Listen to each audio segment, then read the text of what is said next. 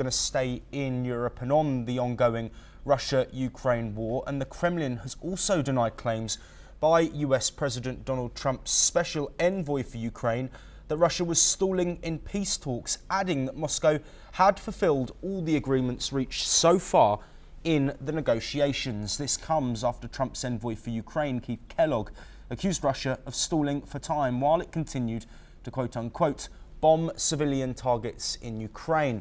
Kremlin spokesman Dmitry Peskov has said that Russia was grateful for Trump's team for helping to facilitate talks, but that Moscow was not stalling talks. The Kremlin also said that it is trying to pursue its goals through political and diplomatic channels and has no interest in delaying the peace process. However, Peskov reportedly did note that the dates of the third round of talks still needed to be agreed. Well, joining us again is Glenn Grant. Glenn, a further response from the Kremlin, these US accusations, of course, a narrative that has been supported by much of the Western alliance, by Ukraine as well, looking at Russia potentially stalling these talks in order to continue advancing on the battlefield. Why would Russia be looking to do that when there have already been 2 rounds of talks in Istanbul and Turkey?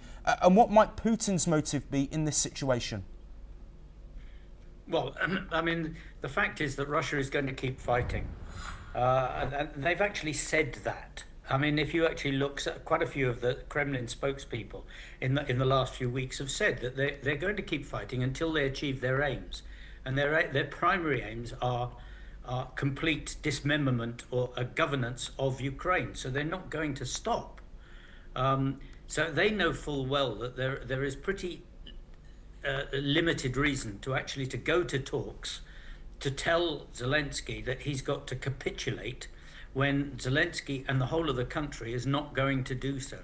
So Russia has got to do something, because otherwise, if they keep going to talks and making no concessions, then they're going to look bad, worse than they actually are in many ways to the international community. So they don't want talks. They just want to keep pushing forward, and they think they're winning. They think that Ukraine is going to capitulate. I'm sorry, but it's not. Glenn Grant, as always, thank you ever so much for joining us to discuss both of those points. We will, of course, be across all of the developments in the ongoing Russia-Ukraine conflicts, but we now